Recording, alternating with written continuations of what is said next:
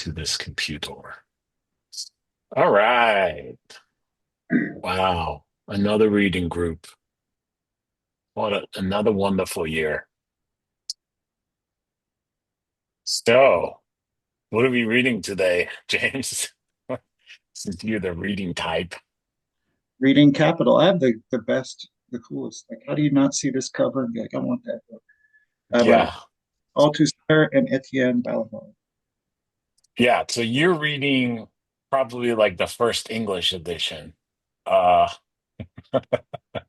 so yours is edited. Jordan, which one are you reading? Are you reading digital or? Just whatever. Okay. All right. Yeah. So you and I are reading the complete version now, which Yeah, I think is, this is the one you sent me the link for.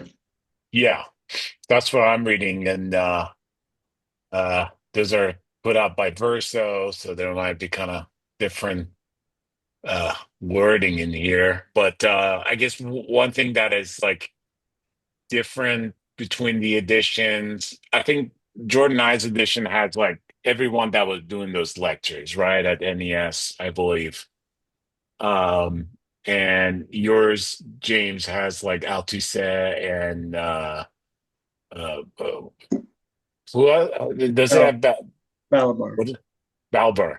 Okay, who's actually really cool.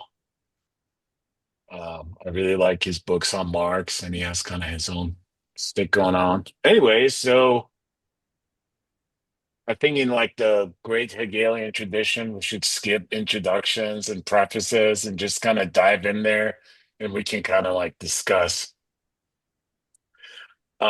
anything that's relevant to that when we get to the text, right? Um, I don't know, any introductory points you guys want to make about this?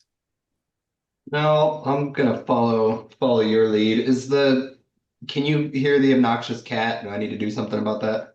No, I think it's I don't hear any background. Okay, good. I think AI is probably cleaning all this up. Thanks, AI.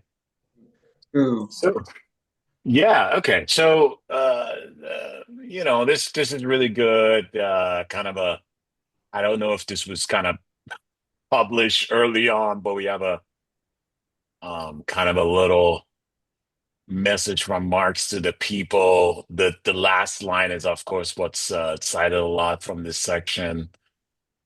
There's no royal road to science, and only those who do not dread the fatigue climb of its steep paths have a chance of gaining its luminous summits. And that's kind of coming in this kind of earlier section where he's talking and to someone about translating capital, rather publishing it for the people. I believe it seems like it's for maybe the French version or I don't know. But he acknowledges that the first part is, of course, the most difficult part. It's very metaphysical, kind of early on, starting with the commodity and the dialectics and use value and all that. But nevertheless, he's kind of talking about the public reading of it. And I think that kind of sets up these lectures pretty well. The introduction to this version is fascinating, especially when they wanted to exclude that other guy who wanted to revise his lectures. Well, who was it? Jordan, do you remember? Who was excluded? No. They were talking about when I think it was Jacques Rancière who wanted to kind of reduce some of his lectures for the published version. And they were just kind of like, no, man, we need to raw dog this. This should appear just as is. And I think that's what kind of Balabar and Althusser say later.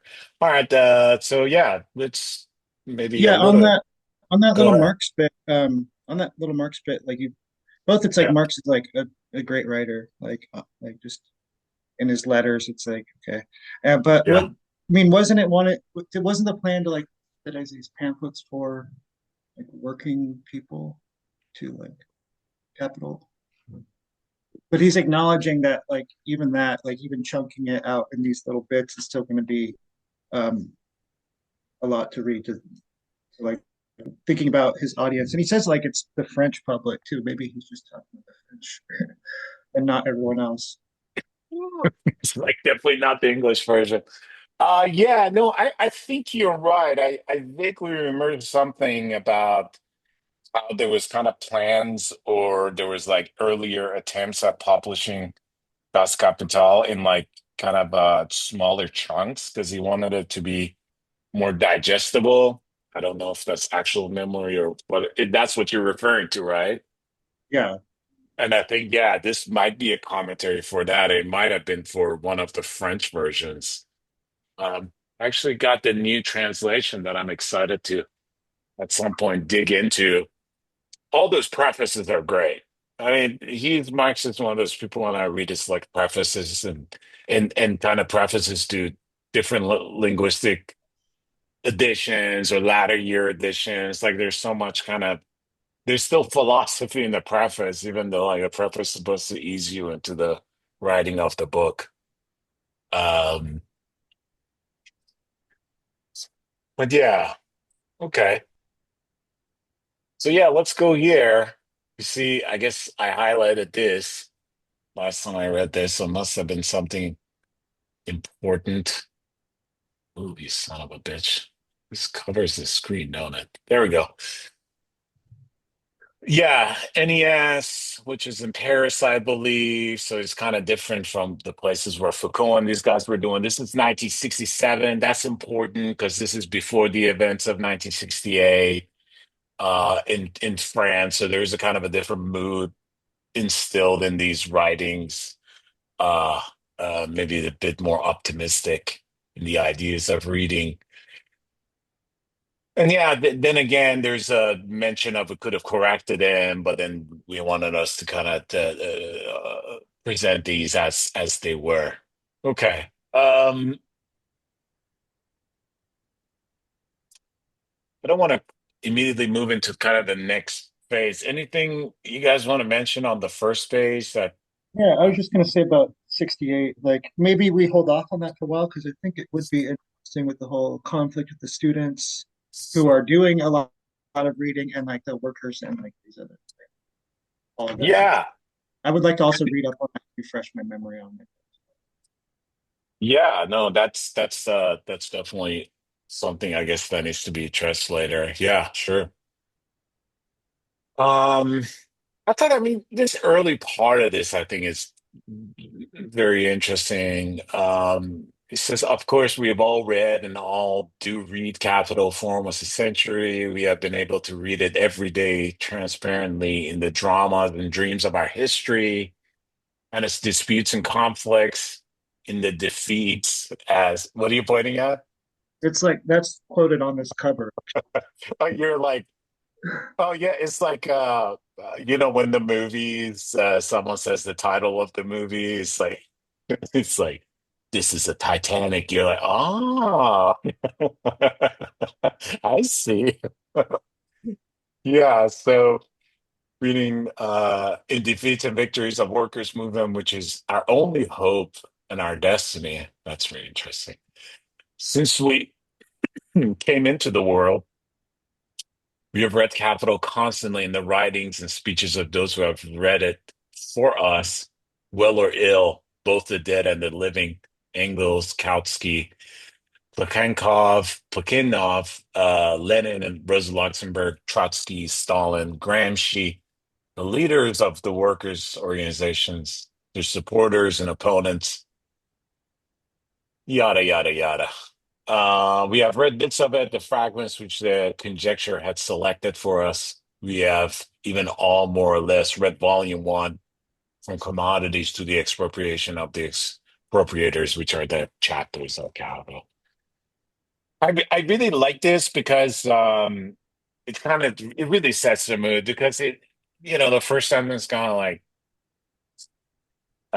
like a factual statement about kind of reading the actual objective book in the world, but then the paragraph just kind of flows into reading Capital in everyday struggles, right? And kind of the dialectics of history. It's like, it's kind of, and that's kind of the kind of mystic aspect of Marx and Capital, and especially kind of Marxists and how they kind of approach Capital, right? There's this idea that it tells you about the world in this, even though it's very kind of materialistic in its analysis, it's bottom to up rather than top to bottom like Hegel.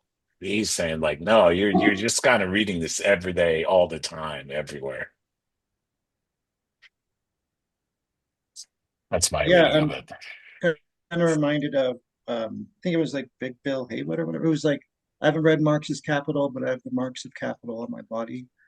Which is I Uh, mean what you're saying is true, even though like capital is kind of at the same time abstracted. It's like very it's focused on one type, like kind of not like a mod you have I mean capitalism is such a complex thing. Even in Marx's time, you had to kind of simplify it somewhat to kind of make sense of it, but it still has applications.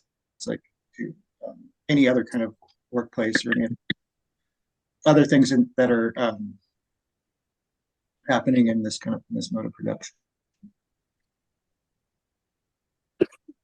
yeah, yeah, no, that's kind of that's definitely true, and it's that's very interesting about the statement about marks of capital on the bodies. I mean, I mean, it's something also that kind of Marx talks about a lot about workers being disfigured in the process, literally, kind of their demeanor, but also psychologically, kind of their hopes and dreams. But yeah, the early on, the very metaphysical chapters, of course, like when he's talking about commodity and something, like yeah, he's kind of describing this process of production, but underneath it all, there's this kind of background you need to have. But I don't think the book does a great good job of telling you how to read it, of the dialectics, right? The way things are argued and presented. At least not until David Harvey came around and like made this video. But I think yeah, I just was thinking about how like what he's saying here in this part one is like different than that. It's not like his lived experience in capitalism. He's some kind of scholar. I'm sure he probably had to like wait tables at some French cafe, but he was a scholar, so he was not three. Because I think even then, like I think Marx's hope was that like people would just realize that through that, but most people don't. I mean, they have to be like you have to pull away from like the commodity to realize, oh, it's like the fetishism of the commodity, because otherwise they don't always make that leap from having the marks on their body to becoming a Marxist, you know. Right, right. I He was talking definitely, about looking at it from a historian's view. Like I've looked at the worker struggles over time. Was not really a part of them. Right?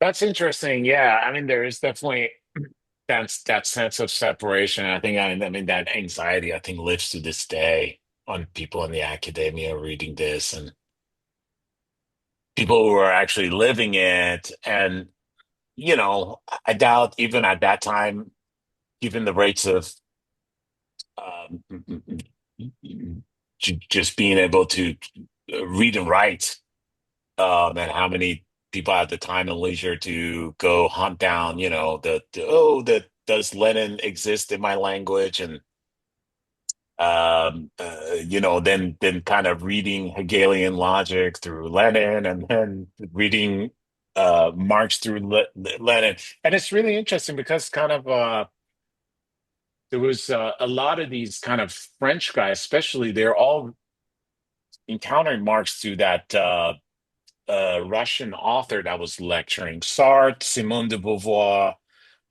who's kind of lecturing about Hegel. Fuck, what was his Oh, name? I don't. Kojev. Yeah, exactly. Yeah, Kojev, who's yeah. So they lecturing all have about this Marx like, and which I Hegel. love. I love those, but Yeah. Yeah, so there's that. So what about Althusser? Did he read like legit Hegel? I mean, uh, Althusser, I mean, we read more into it. I mean, he's very adamant that he's, of course, kind of reading a specific version of this. approach to this, and he has, Althusserian reader. I think it's kind of a specific mode of approaching this book, especially when he starts talking about Spinoza. But he's also represented as very kind of grand idea and very almost kind of mechanical and materialistic approach, even though like most of Althusser that I've read are about ideology. I mean, I think that's the part of Marx that he really likes, or he really likes to talk about. I remember in grad school, especially using a lot of Althusser and thinking about language, right? And he's very focused on institutions and kind of how personalities are interloped and how language gets its meaning. And it's all about institutions, civilization, and authority, right? I mean, he talks about in one of his lectures on ideology, right? And it just kind of reminds me of Lacan. Like he talks about, your subjectivity appears when someone is like a policeman is yelling your name. Also reminds me of Sartre, right? Like when you became aware of being in the world when you're looking through a keyhole and you hear footsteps behind you, like because you're doing something bad. So subjectivity is always like in this kind of negative power relation, right? Forced upon you. Yeah, pushed upon you in some sense, and you don't have much choice in that, which I think, that's a lot of people read start wrong as thinking you can do whatever the fuck you want. But that's probably a conversation for another time. Um, yeah, on the Impound Stand, Prophet Strand. I mean, the rest of this section is just kind of comment on that. I don't think we need to kind of read that line by line. So, unless there are any objections, I would move into this next section, or anybody wants to talk about anything else they found interesting in this part.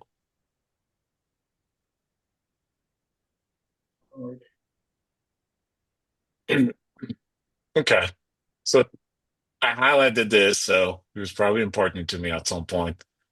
We're all philosophers. We did not read Capital as economists, as historians, or as philologists. We did not pose Capital the question of its economic or historical content, nor of its mere internal logic. Right. We read Capital as philosophers and therefore posed it a different question. To go straight to the point, let us admit we posed it the question of his relation to his subject. Hence, both the question of specificity of his object and the question of the specificity of its relation to the object, i.e., the question of nature of the type of discourse set to work to handle this object, the question of scientific discourse. And since there can never be a definition without a difference, we pose Capital the question of the specific difference both of his object and of his discourse, asking ourselves at each step in our reading, what distinguishes the object of Capital not only from the object of classical and even modern political economy, but also from the subject of Marx's early works, in particular from the object of the 1844 manuscripts, and hence what distinguishes the discourse of Capital not only from the discourse of classical economics, but also from the philosophical, ideological discourse of the young Marx. All right. This is French authors, so we have to unfortunately do a lot of subject, objects talk. So I Oh, don't know. I mine, think mine is different. We even have discourse object unity. discourse and object unity. Okay. Well, I don't know if you want to put parts of that or kind of think about any sections of that or comments.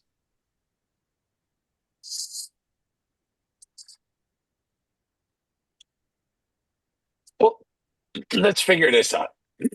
He Well, says here, go ahead. well, I was just going to say he's like positioning himself in the kind of Marxities. interested in, like the young Marx, the humanist, I guess he would say ideological Marx of the early works compared to the Mm, more scientific Marx, I guess. right. And let me say, young Marx, of course, we're talking about young Hegelian Marx, right? Definitely a humanist. Um, and I when I was reading the introduction in this humanism and humanists, I was like, we need to talk about that because so everyone is moving away from Hegel. Hegel's kind of seen as this kind of statist perspective, justifying history. All these guys are, of course, reading Hegel. They love Hegel. They cherish him. But there's also, an acceptance that kind of Marx is kind of changing the conversation on history here, and Marx is moving away from the young Marx, the ideological Marx. But I think by the 1844 manuscripts you start seeing workers and alienation and those ideas definitely pop up. So I think he's kind of like putting that in a sequence. But yeah, let's talk about that humanism because I know both like Heidegger and Sartre at this point, even though they had written stuff or called lectures based on humanism and their humanist approach or something, they're they're they're moving away from that. It's like, oh no, I don't do humanism. And from what I understand from that label from humanism, it's like the idea that the kind of the source of action and change in the world in so many worlds comes from um, kind of internal, both individualistic and societal actions and aspirations of the people. I don't know, like how more simply to put it, or if I'm getting it wrong.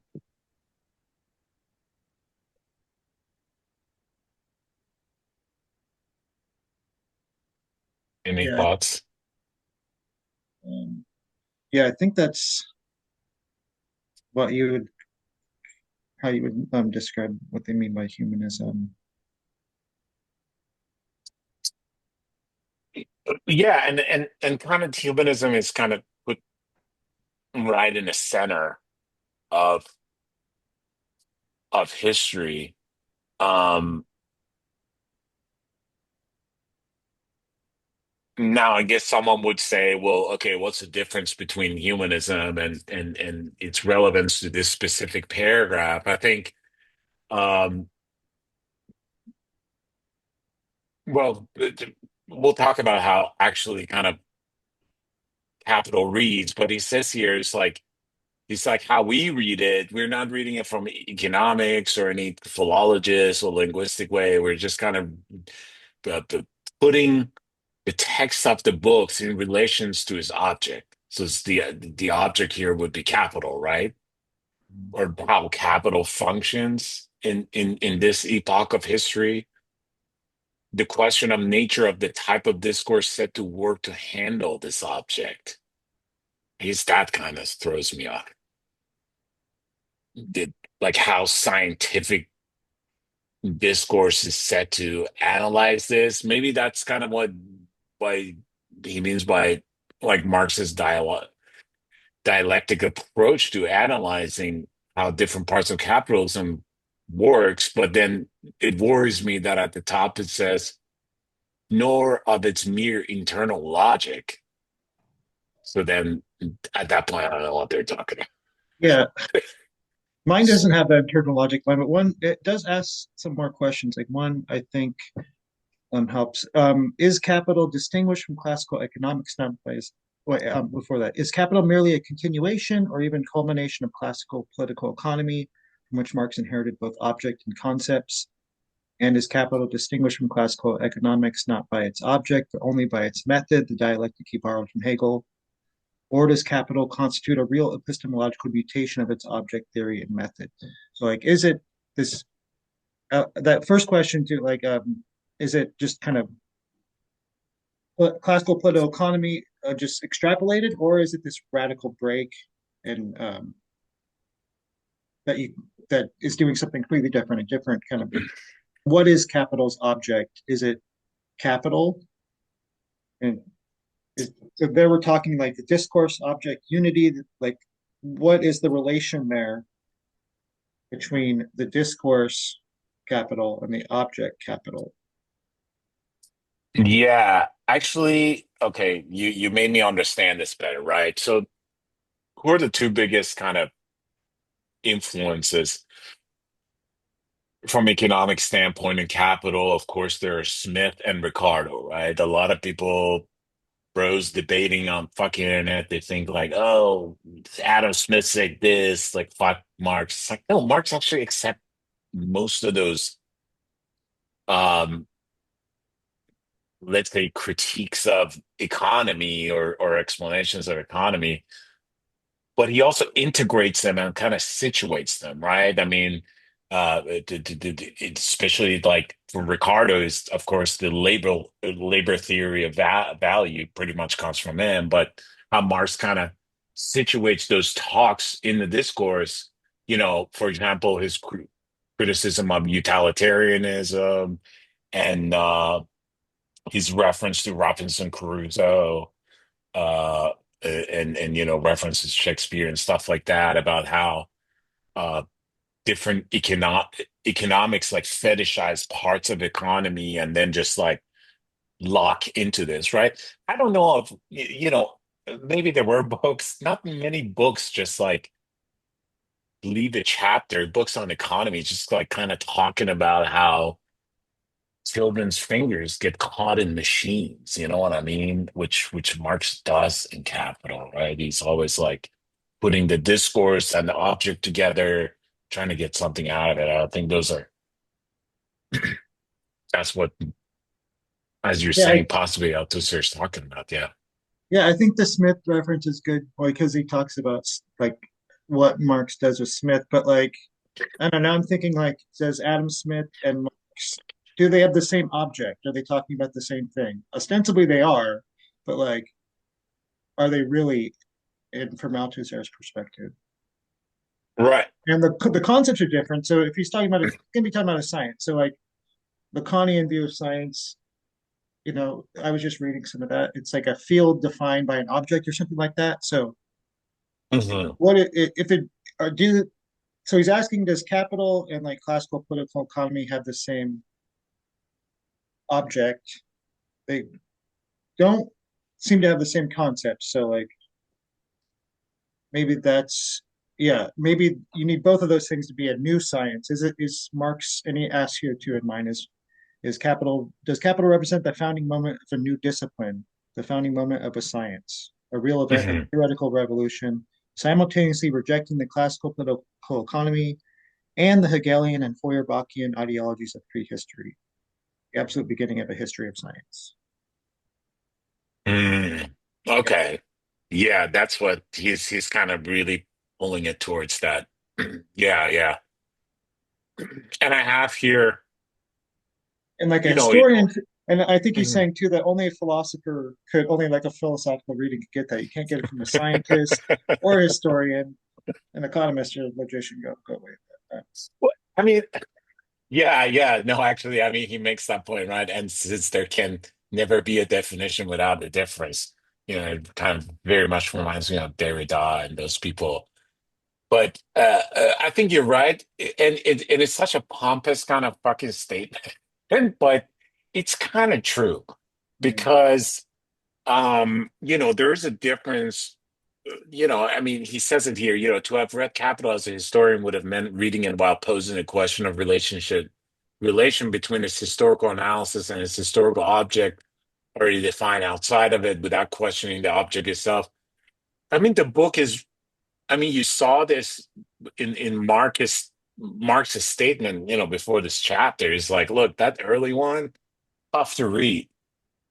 There's nothing to be done about it. And it's true because you need a lot of kind of philosophical training to kind of get your mind to have a conception of those movements, right? These things that are like of two things that are not each other, and then they collide again, then they become a new thing, but one of them is actually like an element in another dichotomy that goes on. To this day, I don't know what economics book that would write on that. So I we're good or bad to say as a point. Um,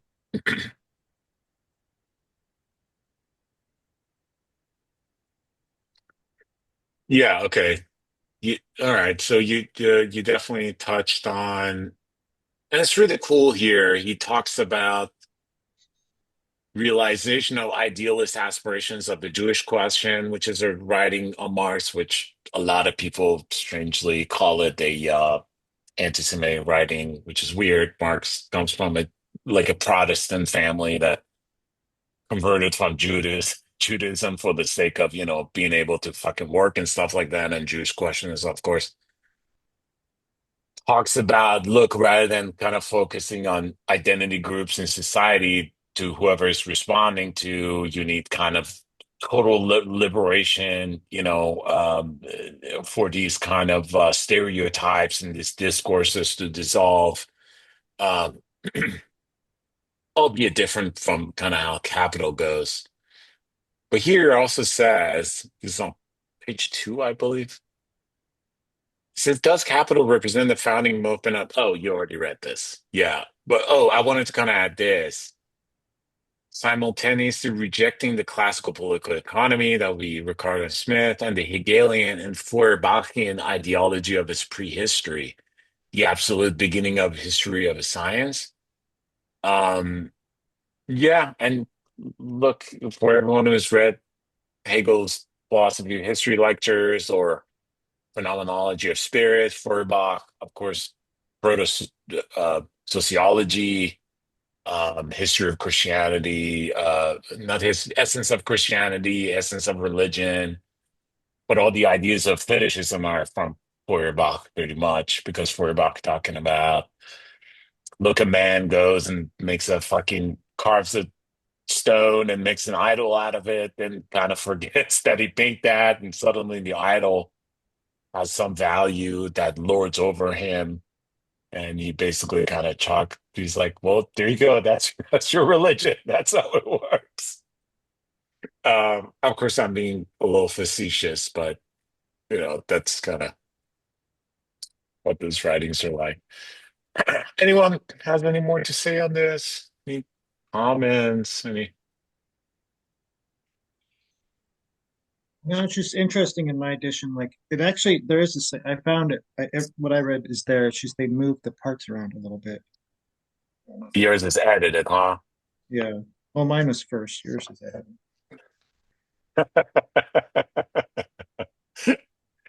Mine actually is like Althusser took it back Correct. to Marx to edit it. Um, it's good. We're this dialectic reading, right? We'll bounce it against each other. What is it says here? So this is the last part of section 2. It comes to the question of maybe I'll read some of it. Okay, the innocent reading. Okay, it is a guilty reading, but not one that absolves his crime on confessing it. On the contrary, he takes the responsibility for his crime as a justified crime and defends it by proving its necessity. It is therefore a special reading which exculpates itself as a reading by posing every guilty reading the very question that unmasks its innocence, the mere question of its innocence, what it is to read. And I think that's kind of sets this whole thing up. I think that this whole idea is like, I don't think the world was short on Marx lecture at that point, especially in France, but these guys are like, we're not the constructionalist or the structuralist or whatever, who the fuck they are. We are the old school Marxists, but we also kind of care about these questions of reading and kind of these kind of meta considerations. But then the question is like, is it necessary? Uh, did I miss anything from that last page? Capital reading? No, I think that's good. How do I? There we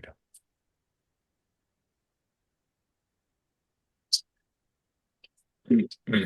Cool. Anyone's got a? I'm not sure I understand what he means by innocent and guilty reading.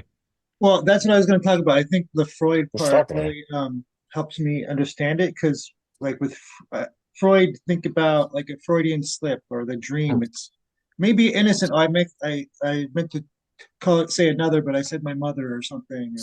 It's revealing something. It's not innocent. It's guilty. You're guilty of like being like in the Oedipus or whatever, wanting to have sex with your mother.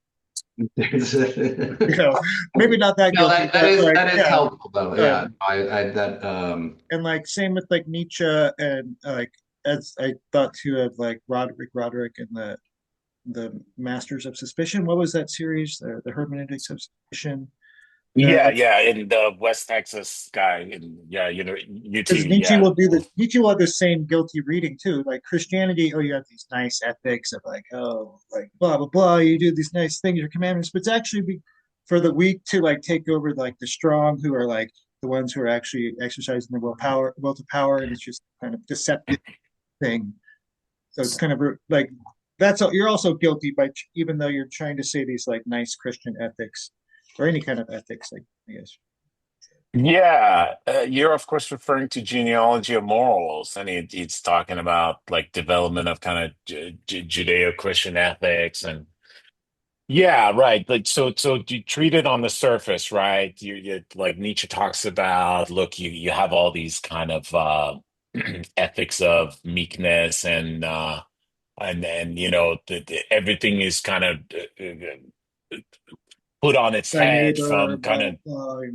yeah, love your neighbor. He's saying, these are all like against the Roman ethics of, to be all you can be, fuck shit up, and kind of the artistic expression, Apollonian and Dionysian expressions of self in history and art. Um, but but but yeah, you're right. Like that would be like the innocent reading when you're reading like the Ten Commandments. You're like, these are the words, this is what he says, right? But the kind of guilty reading to me, at least, it seems like, um, especially as a justified crime, is this kind of reading how this thing is interacting with history or just kind of like tensions within the text. What is this against, actually, right? Because for Nietzsche, it's like, look, of course, like the Judaic ethics would come up. They're written under Babylonian oppression, and kind of Persians take over, then the something somethings, and then the Romans, and he's like, by necessity, the ethics will be of this kind of don't threat the waters, do this and that. And of course, Nietzsche was generalizing. There's a kind of long history uh, of kind of conflict within Judeo-Christian history. I can't believe I'm using that word, which is not a fucking thing, but just kind of collapsing those religious existence and history together. Um, I mean, like Reza Aslan talks about Jesus as a Jew who was actually part of a, kind of renegade band, that they were going around fucking shit up. So the idea that And there's this kind of flatten. why would you not say Islamo, Judeo, Christian, or Abrahamic? You might as well group them all if you're grouping them together willy nilly. I mean, truly, even I should, but I know, like for for Nietzsche, it wasn't a topic, at least in genealogy of morals. Yeah, and also like, why wouldn't he? Yeah, right. Um, Trying to go back to this part, see if it sheds any more light on that guilty innocent part, but maybe go forward. So economic and philosophy, such as implications. Yeah, implications of epistemological question posed to capital by a philosophical reading of it.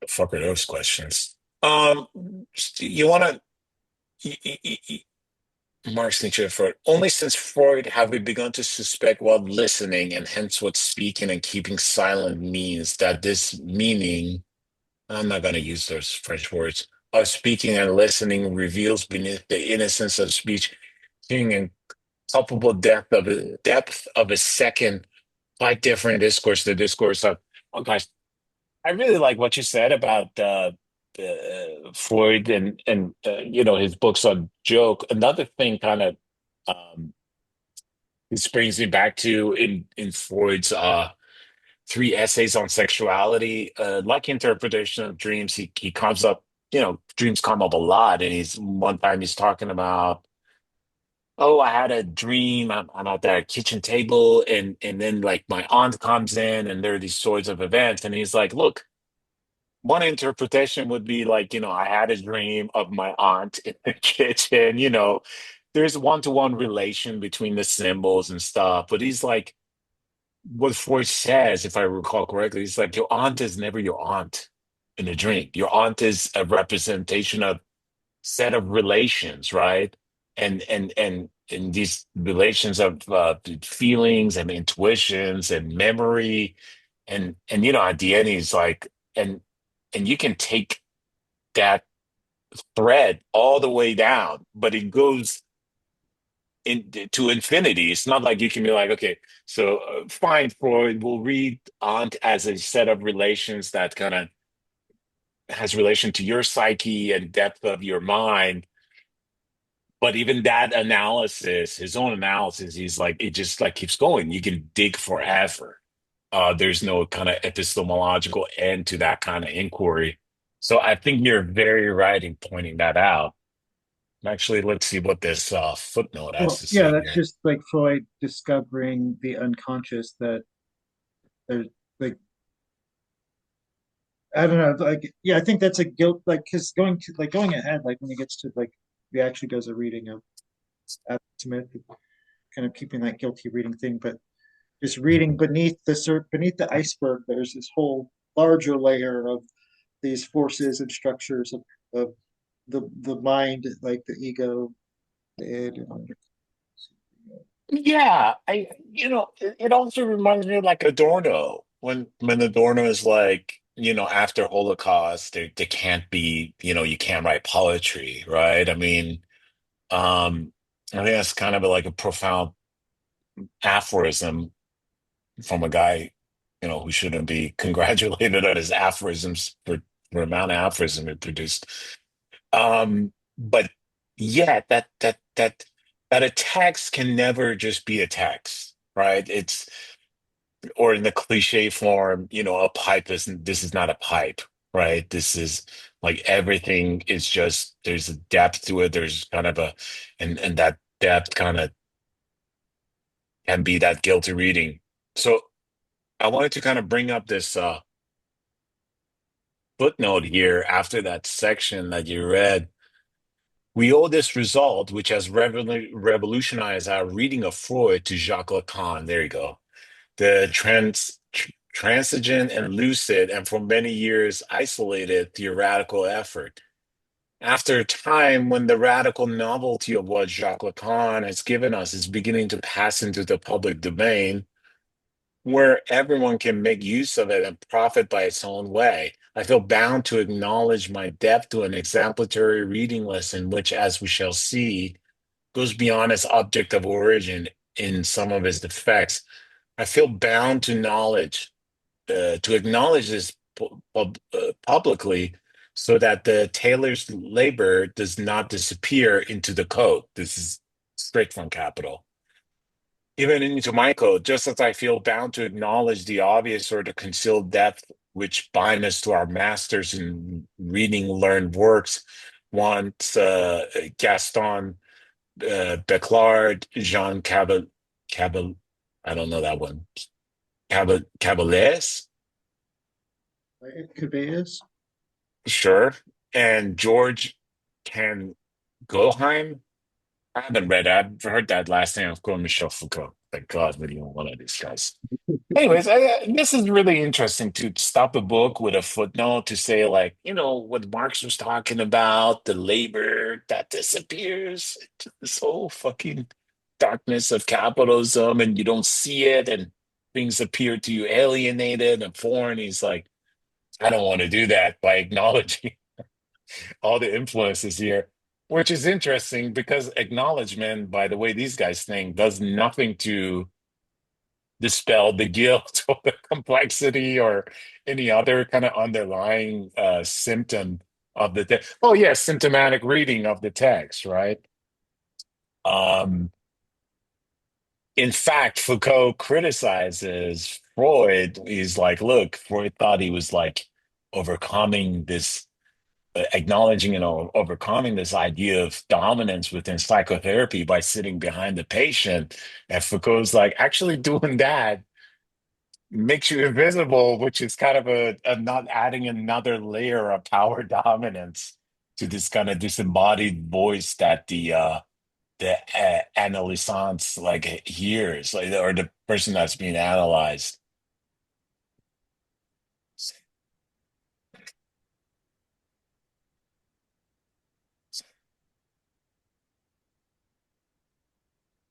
Let me shut the fuck up for a second if Yeah. someone has other Yeah, thoughts. I was just wishing I knew more French because I don't know, I hear guilty reading, guilty innocent, and think legal context, and symptomatic, I think medical, but I don't know if that's the same connotations we should be taking, or if that's what he's implying, or if they're like supposed to be more similar, like a guilty reading, you're like guilty of you have a symptom of your guilt showing or something, right? Because Mhm. yeah, I look guilty.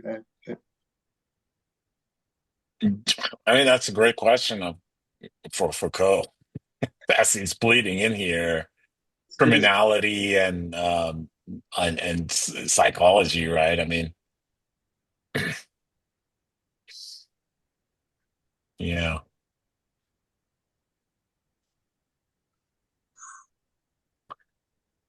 So he wants to talk a little bit about young Marx here. So for the young Marx to know the essence of things, the essence of the historical human world of his economic, political, aesthetic, and religious productions was simple to read. In black and white, the presence of the abstract essence in the transparency of his concrete existence. This immediate reading of essence in existence expresses the religious model of Hegel's absolute knowledge, the end of history, in which the concept at last becomes fully visible, present among us in person, tangible in a sensory existence, in which this breath, this body, this face, and this man are the spirit itself. This is okay. So this is kind of like basic lessons of Hegel. Um, Probably all of Hegel been condensed to these parts, unfortunately. But I think another way to demonstrate is like when Hegel, I think it's in Introduction to the History Introduction to Lectures to History, talking about he's a young man and he saw Napoleon on a horse, right? He's at some public event, and he's like, I thought I was seeing history. You know what I mean? And that's of course how Marx is seeing the world. That as a young man, he's seeing um, the spirit of the world just kind of very much present. The unified spirit of the world in history as it moves and changes. Now, I don't know if that's doing But I'll flip on justice its to head. either Hegel or Marx. But they're kind of Well, inverted. Marx is saying like not like the great man, but like the class, the working class, the proletarian is the driving force of history. well, that's later, right? He's talking about when he's talking about young Marx. Marx is still of that mind, and I think those things kind of there's a lot of Hegel in those early Marx, and I think that's what he's commenting on. Um, I don't know. I mean, I haven't read the manuscripts in a while, but I kind of see like, and I read it, I think after I read other Marx, but I see this kind of converting of Hegel happening. Yeah, I think like when they say early Marx, they're talking about like the shit he was writing like really, really young. That a lot of us even actually read. I read some of it again later on in school when I was trying to read about Marx on law and stuff like that. There's kind of letters to his dad, and then there's like his little dissertation that's like on Greek philosophy, Heraclitus, and stuff like that. Um, I think that's probably what we're saying. But yeah, no, I think you're right. By the 40s, 1840s and stuff, Marx has definitely kind of moved away from that line of thinking, if not in the 30s. This sets us on the road to understand that the yearning for reading at sight for Galileo's great book of the world itself is older than all science, that it is still silently pondering the religious fantasies of Epiphany and Perugia and the fascinating myth of the scriptures in which the body of truth dressed in its words is the book, the Bible. This makes us suspect that to treat nature or reality as a book in which, according to Galileo, is spoken the silent discourse of a language whose characters are triangles, circles, and the geometrical figures, it was necessary to have a certain idea of reading, which makes a written discourse the immediate transparency of the true and the real discourse of a voice. I think it's really correct. I mean, if you read like Francis Bacon on science and stuff like that, these motherfuckers are always talking about like penetrating this veil of reality for that kind of scientific explanation that's like lying right underneath in Yeah, and it's geometric all like or abstract form. all this like this sexist kind of language, like we're gonna like find nature, Mother Nature secrets. We're gonna disrobe her and uncover and like you Yeah, see actually, like it's just this colonizing kind of mentality that was yeah, I there is this book called Man of Reason, this feminist or Men of Reason. I want to get her name. Uh, there it is. Yeah, no, The Man of Reason. The Man of Reason by Genevieve Lloyd. And actually, she talks about that.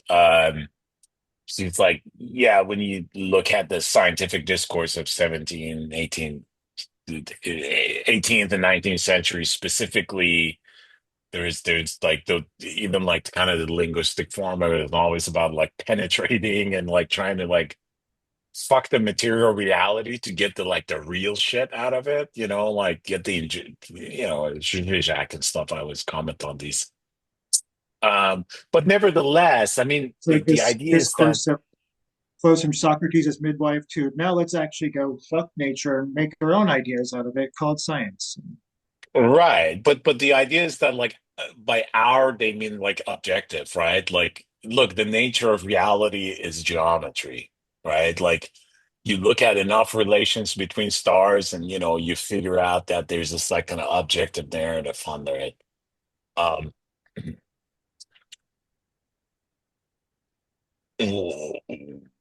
yeah. Okay. Maybe read this too. Said the first person to have posted the first person to have posted the Posted first about it person on his Instagram. the first person to have ever posed the problem of reading and in the every time you say the first person the sentence about to be wrong. um or posed the problem of reading and in consequence of writing was Spinoza, and he was also the first in the world to have proposed both a theory of history and a philosophy of opacity of the immediate. I read a lot of fucking Spinoza in my undergrad. I think this sentence is like wrong, and all this kind of credentials is passing out, except that last section about opacity of the immediate. Yeah, I just haven't read this Spinoza's political. But you read the ethics and stuff with me. Yeah, yeah. Yeah. And I think in ethics, there is definitely this kind of absolute. Was it Conatus? I don't know. I don't Yeah, know if that yeah. that was like That's Spinoza. The like drive, force. yeah, right. And then you see it in who's a cranky German guy? The world Narrow it down a as bit. will. Schopenhauer. No, the Schopenhauer. Schopenhauer, the world as will and something one and two. Yeah, and Um, that's speaking of humanism. That's like it's this human drive is reading Schopenhauer. It's uh, bad though. It's bad. You should yeah, just stop doing that. yeah, because especially later on when he's reading Buddhism, he's like, "Look, this is all fucking suffering." But I remember Schopenhauer talking about, the will like expresses himself in the human body as teeth and cock and, like just he has really kind of physical manifestations. But also I wanted another name drop is who's the other that motherfucker did he come up with calculus or something? We read a lot of him. German name, I keep wanting to say Leibach, but that's the Leibniz. industrial band. Leibniz. Leibniz also talks about that. He has this idea of like, uh, well, he has its kind of scientific and political ideas, but there's this drive underneath. But nevertheless, I mean, Leibniz was like, look, we do enough science, we're gonna come up with one unified language. You know what I mean? Where everybody's going to be able to like just understand and communicate meaning about this. As a result of science and whatever calculus did he invent or whatever else he did. Um, He invented calculus, and then everybody got along from then on after. we all started speaking in Esperanto. That's the Um, ultimate like innocent writing, I guess. Where like these kind of rationalist projects. Like I mean, didn't Neil deGrasse Tyson have that a few years ago? It's like we just need a city. The law is being rational. It's like, well, go back to Freud. People can't be rational most of the time, so that's impossible. Like, or it's doomed to fail at least.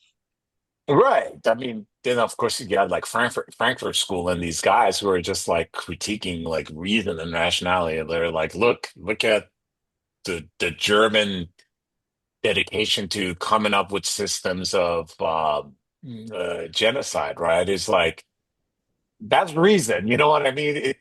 Like reason and rationality, they don't have like ethics attached to them. They can take you wherever fuck you want to go with them. Like they're not like imbued with this kind of spiritual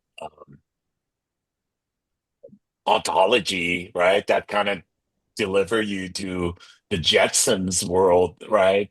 Um,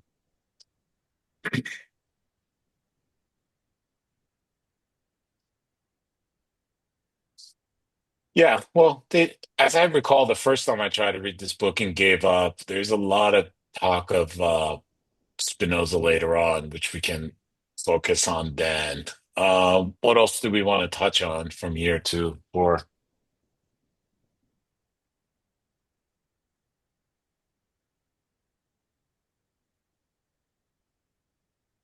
You And tried to and let me read this one and gave up? do what now? You tried to read this before and gave up? Yeah, so I have another version of this book, Hmm. also from Verso, and that was like before they put the complete where they have the lectures from everyone in that series.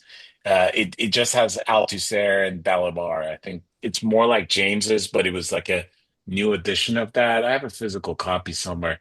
Anyways, I try to read it again. I began in grad school. I was like really into language, so I was kind of really interested in Althusser um, because I wanted to make some things work that weren't working.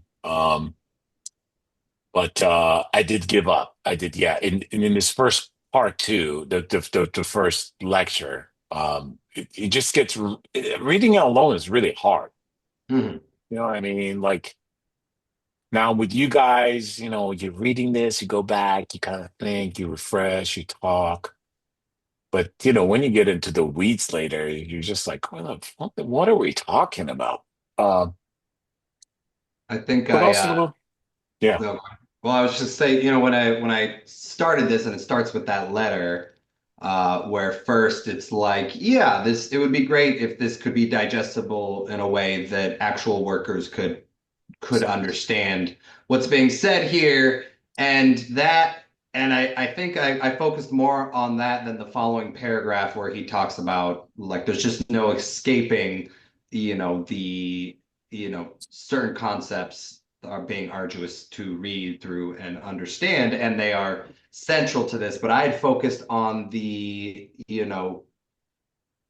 leaflet aspect of it, and so then right. when it proceeds to speak in a way, or write in a way rather, that I'm reading it and I'm like, I don't think the workers are gonna understand. I don't think they're gonna be able to pick up reading capital and then be able to read capital. Reading capital as a series of essays on how to read capital is less digestible than just reading capital.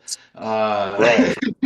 So I hearing you say that you started to read it and quit, I'm like, okay, so it's there is but I think, back to that second paragraph in the letter is that can you escape, or can you actually discuss and understand some of these concepts without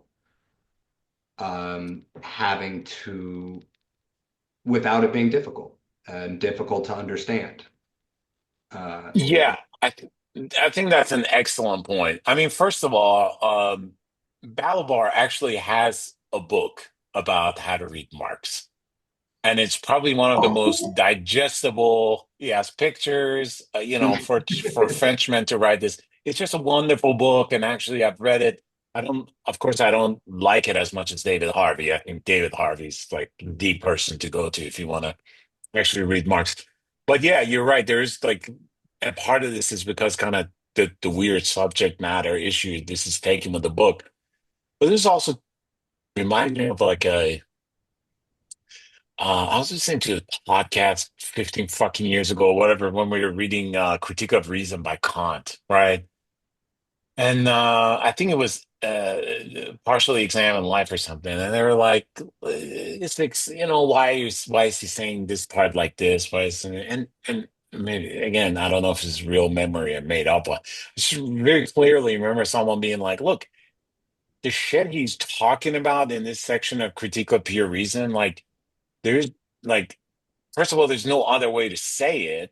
Second of all, he's saying it in a way that will dislodge you from the influences of other discourses, right? Because Kant is saying, like, look, I appreciate everyone that came before me, or everyone is writing right now, but you just can't think of these things with these words and in these ways because it traps you in some kind of conventional wisdom or cliche discourse. I have to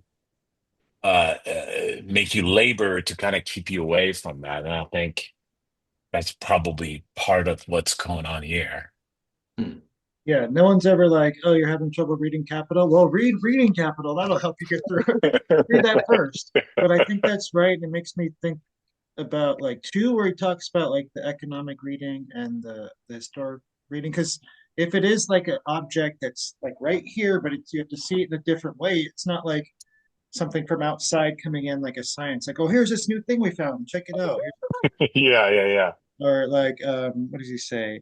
Economicists would have meant reading it while posing the question about economic content and value of its analysis and schemes, comparing its discourse with an object already defined outside of it. So that's not the case here.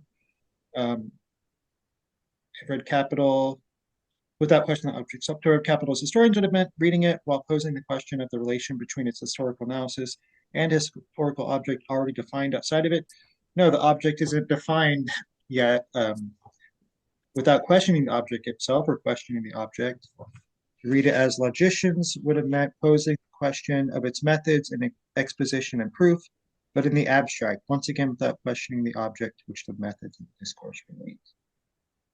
I think that applies to like even yeah, even what Marx is doing, like he's not writing it as an economist or historian or logician per se. 'Cause the object, he's questioning the object itself and kind of creating this the object or the field itself. Hmm. That's really good. Why I it's hard. really like. Which is why it's hard because it's like making fish understand water. And like you have someone, you can get a worker, you tell them, oh, this pencil, it's a not just a thing that appeared out of nowhere. It's made by people, and pull out the whole of capital analysis out of just one object or one piece of linen or whatever. But then Hmm. they're going to go back to their day to day and like forget about it. I don't know. I think what Right, you'd have to right. do something like a kind of rereading over and over. Read Capital, make them read Capital again. Just keep reading Capital your entire life until we have a revolution. That's what I'm doing. Yeah, let's keep doing Then we can it. stop. I really like that, and I kind of reread this section as you were saying it, hence comparing his discourse with an object already defined outside of it without questioning the object itself. It's, I really like this kind of the French kind of spatial uh style of writing, right? Everything is. Bacelard, like that's a Gaston Bacelard. He's a whole poet. Yeah, the Poetics of Space, fucking wonderful book, by the way. I think groundbreaking in that style of writing.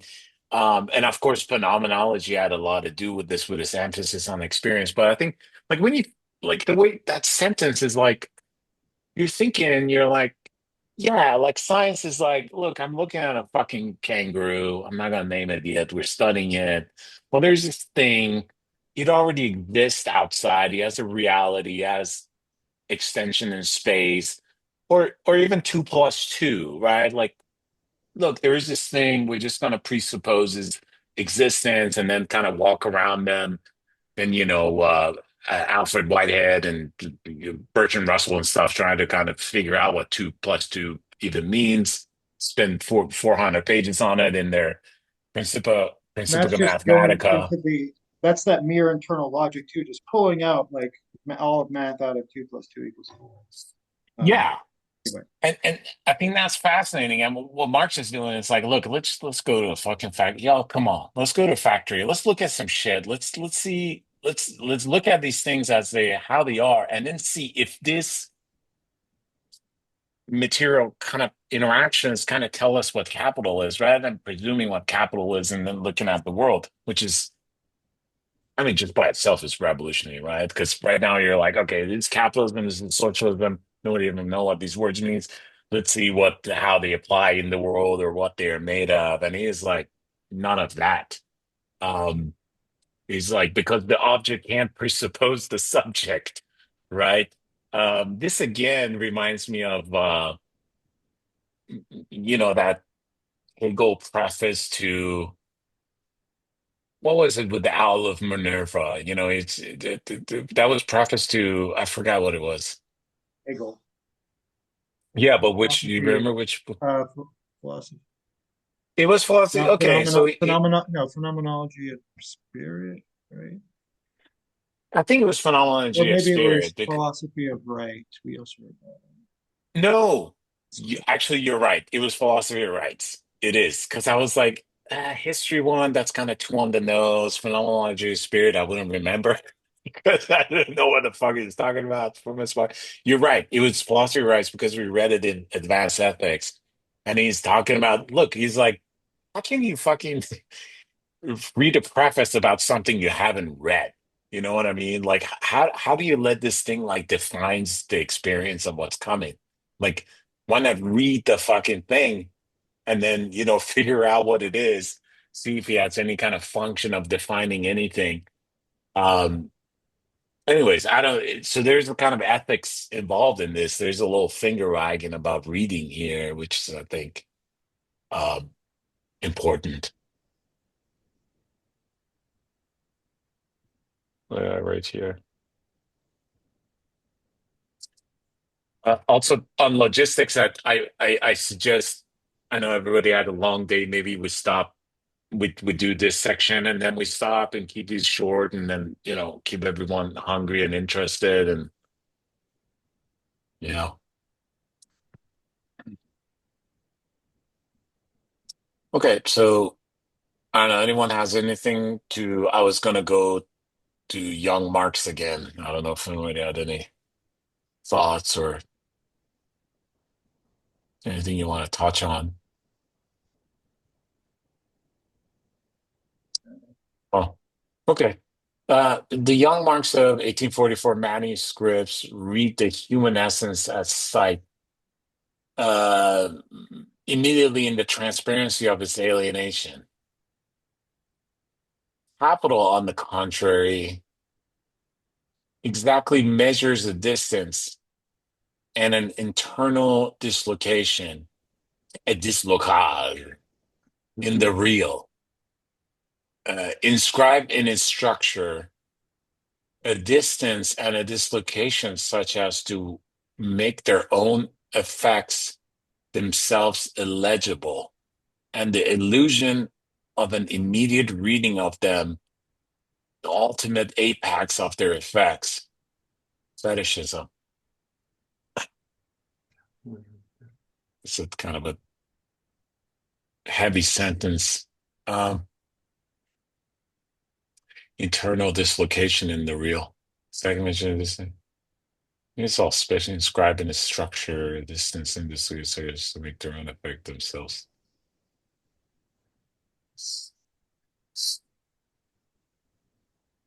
See, I don't know here if it's talking about like capital, capital, or the book capital. I mean, I see it's in italics. It's probably the Yeah, book capital.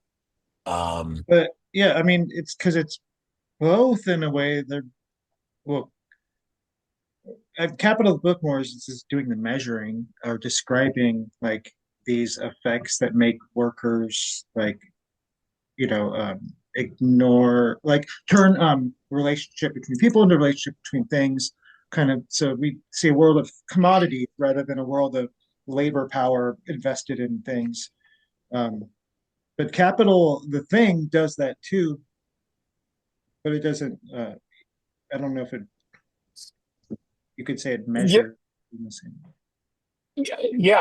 It's like he's kind of turning the critique in the book onto the book.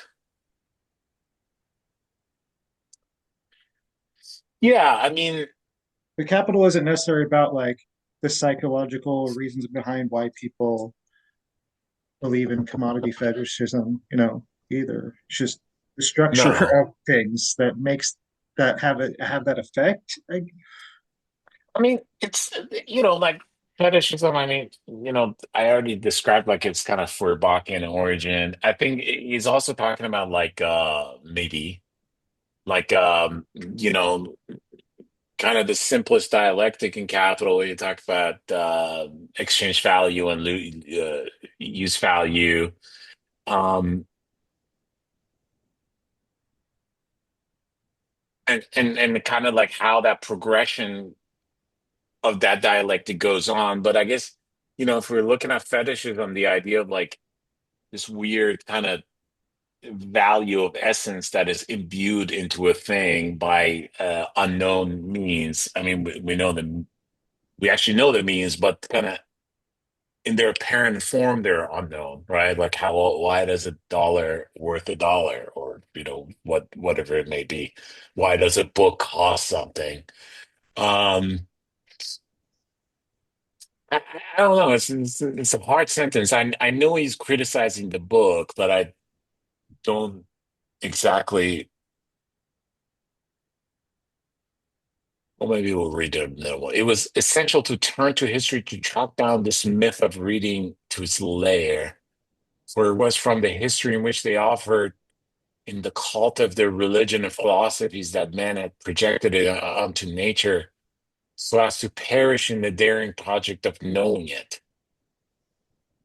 Only from history as thought, the theory of history, was it possible to account for the historical religion of reading by discovering that the history of man, which survives in books, is, however, not a text written on the pages of a book, discovering that the truth of history cannot be read in its manifest discourse, because the text of history is not a text in which a voice, the logos, speaks, but the inaudible and illegible notation of the effects of a structure of structures. I feel what he's saying, like I understand what he's saying, but I don't know if he's saying that the book Capital also kind of falls, guilty of that because in its political project or philosophical project to reveal. But I also don't know if it can always just kind of listen to the inaudible and illegible notions of the effects of structures on structure. Yeah, I took it as he was saying like, oh, the young Marx of the manuscripts, which again, talked about that, did this stuff, but Capital, on the other hand, didn't do it, right? I don't know, is he accusing Capital of early Marx? Oh, you're saying maybe he's exculpate. He's clearing Capital's name in that, I or mean, setting it Capital apart. Capital exactly measures it. Like he's saying, the young Marx is, just kind of reading this at sight. Immediately, he's like, "Oh, I'm alienated in like that Feuerbachian sense." And Right. but then, you get like the early Marx. And Capital, on the other hand, exactly measures, right? It's doing something. The distance and internal dislocation and the real, um, right? So the real, so it's measuring something compared to the real is what I'm taking it as. I'm not sure if I'm right. Yeah. Yeah. No, and I think the real, every time I see the real, I think Lacan, right? I mean, capital R, and the real, of course, doesn't mean the real. The real is kind of like Well, and the, it does the talk about logos later in the paragraph, so it might be onto something. I mean, the logos, especially is referring to the Greek I mean, version of the Bible and the the word, yeah.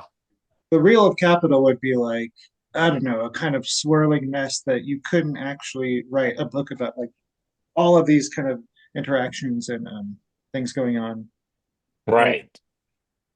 But Maybe it's yet as you can't David exactly Harvey. measure the distance and internal dislocation in the real. Hmm. Yeah. And he's saying that capital acknowledges that. I mean, it And it's reminds me of inscribed like, in the structure mhm. of capital. Yeah, capital, the thing, I guess. I might be reading the sentence completely wrong.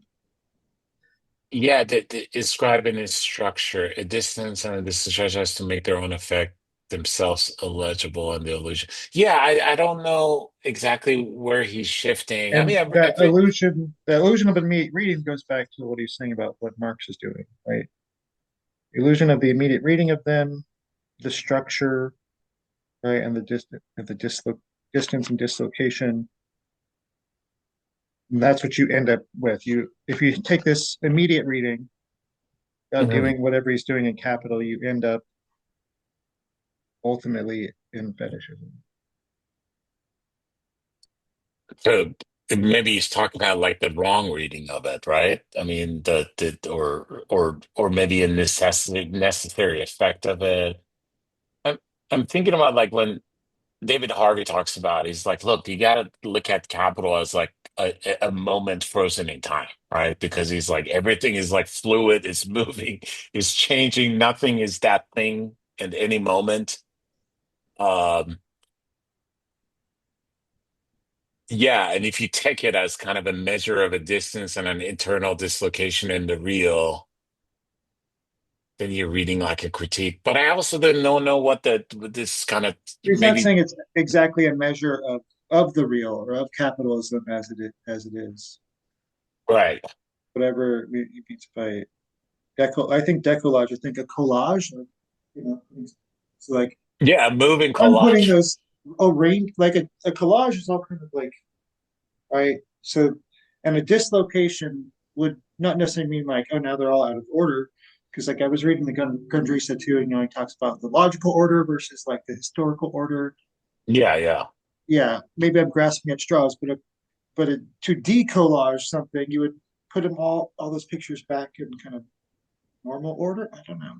Yeah, you're no, yeah, there's like when you're deconstructing and kind of taking these parts and then trying to kind of see what the actual order is, right? I mean, I think maybe something he's saying is like that would be some form of fetishism, because that's not what you can actually do with the object of this book. Now I'm reading this part about with Marx, this Well, theoretical necessity. Go ahead, I go ahead. still don't. I still want to defend like his like. I still think he's defending capital because he says a dislocation to make their own effects, which I think in, illegible. So he's saying like this is why capital, like what I was saying, or capital kind of um, it's not just easy to see what's going on beneath the surface of capital, right? It makes the Right, illusion, right? And the illusion of immediately reading him, looking at the world and be like, oh, like it looks like this, and like you take this like vulgar economic kind of look at it, you're like, or you right, supply right. and demand, like, okay, you're in fetishism now. Okay, no, Whereas what in that capital is it doing makes is doing sense. something deeper, I think. Like it's not I mean, it's obfuscating the image in some not sense. immediate But, reading. I mean, huh? It's not it's not it's a not immediate reading. Right. It's that distance and internal dislocation in the real, which yeah, So you think that which is phrase, in the structure. So you just have to look at the structure of capital, which itself, this is what I think he's saying. Okay, so capital is measuring the distance, internal dislocation, whatever that, which is inscribed in the structure of capital, which is Marx, like you're saying, goes and like, let's go look at a factory, let's look at what's going on. yeah, But that structure itself is in such a way, its distance and dislocation conceals what is actually going on. right. And if you read it immediately, you're just going to fetish. And so whatever Marx is doing is reading it in a kind of different way. Right, right, right. No, I see what you're saying. I mean, you can't read it like, some Soviet, the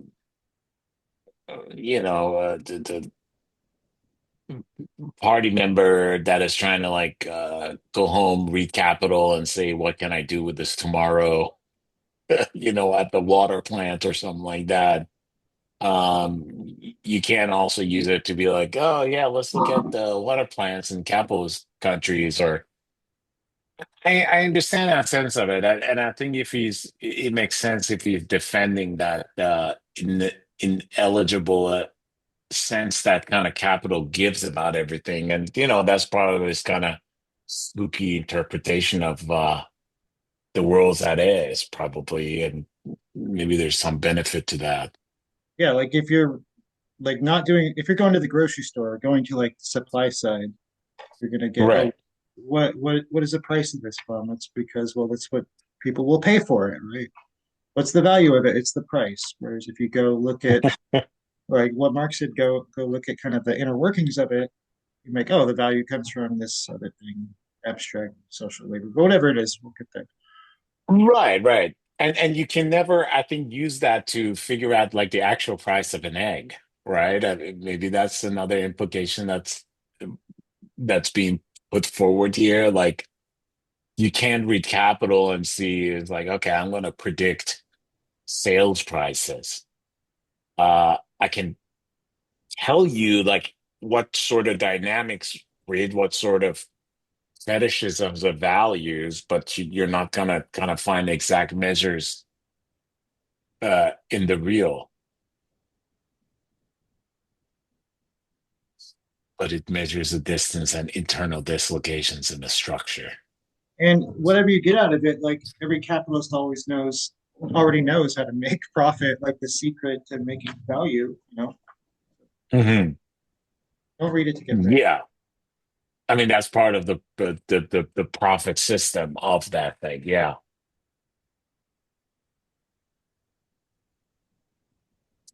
Maybe we read all of this this section. Then he goes on to say, with Marx's theoretical necessity took precisely the form of rupture with the Hegelian concept of the whole as spiritual totality, to be precise. as an expressive totality. Yeah, there it is.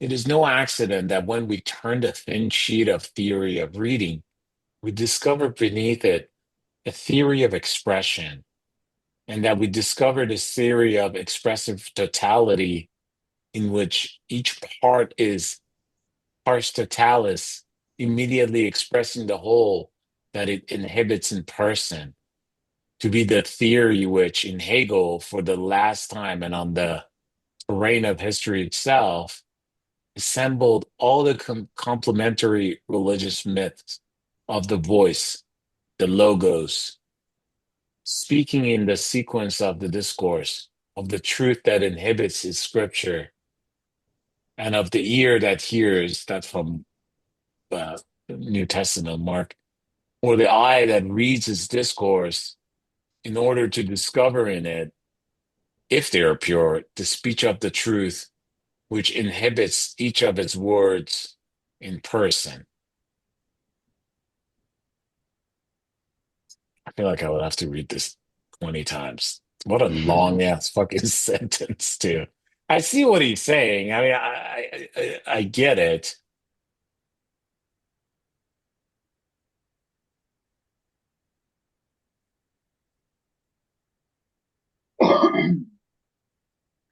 Need I add that once we have broken with the religious complicity between logos and being, between the great book that was, in its very being, the world, and the discourse of the knowledge of the world, between the essence of things and its reading, once we have broken those tacit pacts in which the men of still fragile age secured themselves with magical alliances against the precariousness of history and the trembling of their own daring, need I add that once we have broken these ties, a new concept of discourse at last becomes possible?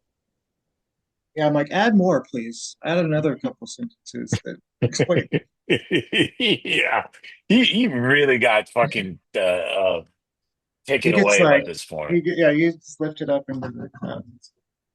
And by the way, this guy killed his wife. He went crazy and then he was in an institution. We got to mention that at least every time we do a recording. You got to remind You people got to bring of it that. up. Yeah. Um,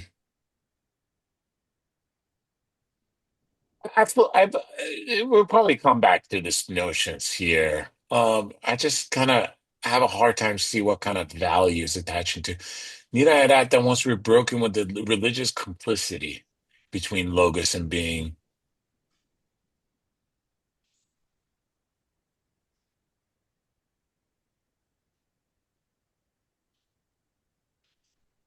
I mean, so he's kind of talking about alienation, right? And he says like these magical alliances against the precariousness of history and the trembling of their own daring, right? This idea of like,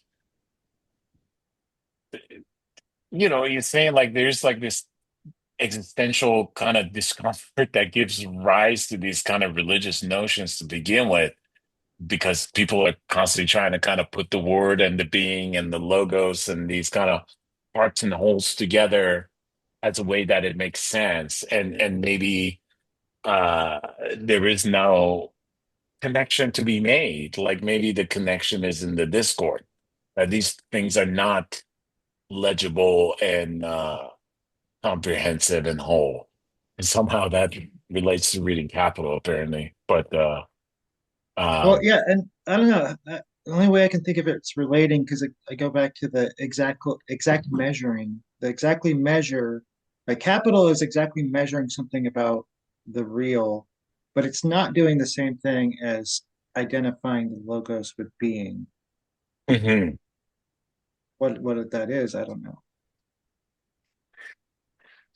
Well, I mean the logos of being, it's kind of like I'm not explaining. I'm just kind of thinking out loud, right? Like I think of it as like, you know, map in the and beginning.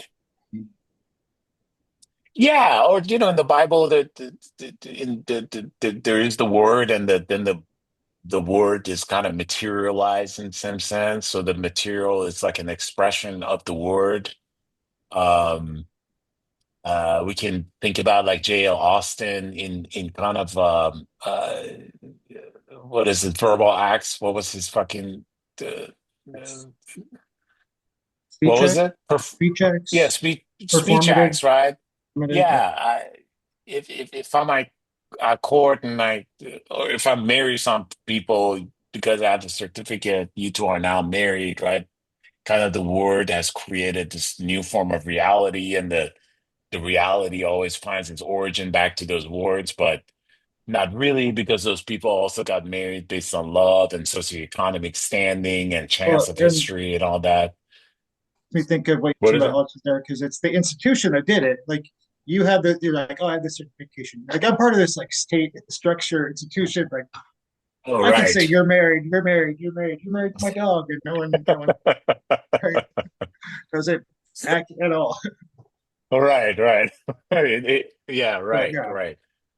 But but is Althusser like even criticizing like that view, like that things are that the relation between kind of logos or kind of logical speech uh and being like he's saying that they're not connected that way, that they're expressive in some word, or is he arguing against it? Do you know? Like, I think yes, because he's calling like a Hegelian reading spiritual and calling this religious. So maybe there, I don't know. Maybe he's like tying them together, and Marx is making a break with that somehow. right.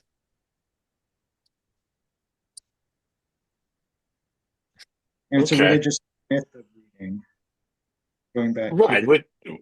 Which I media. think would be a pejorative use of religious. Yeah, I don't think he's saying it nicely. Yeah, yeah.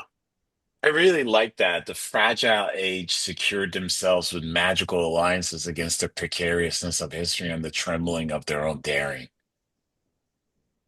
It doesn't say being, it said their own daring.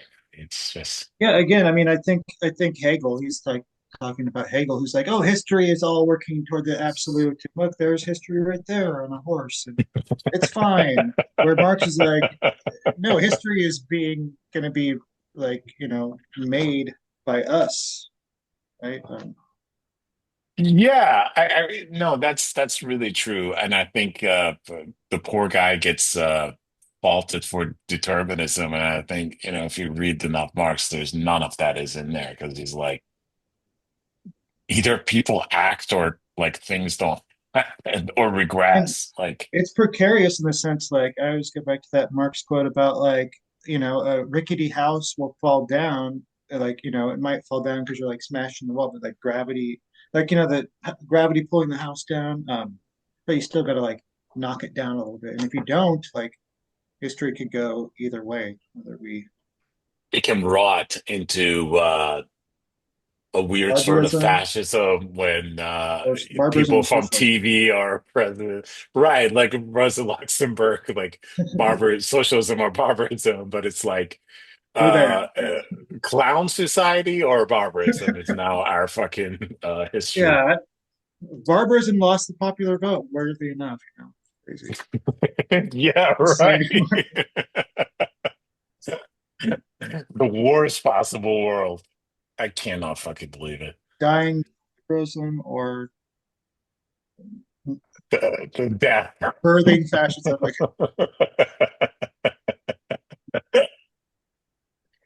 Yeah, Jesus Christ. I can't wait till like Andrew Tate is like Secretary of Sports or something. It's like fucking going all the way. Yeah. Okay. Well, this I think this is good, and maybe we'll do three more next time. I see we went for an hour and a half. This you guys good stopping here? Yeah, I gotta make some food. Yeah, me too. I gotta make some. Good. Well, hope you guys enjoyed it and come back and you'll only get us like 1,000 episodes. yeah, it was great Well, we because a lot can, of that I didn't have in the first reading. It just came out. I'm like, oh yeah, like I'm reading it again. I'm like, and which ones? there is that.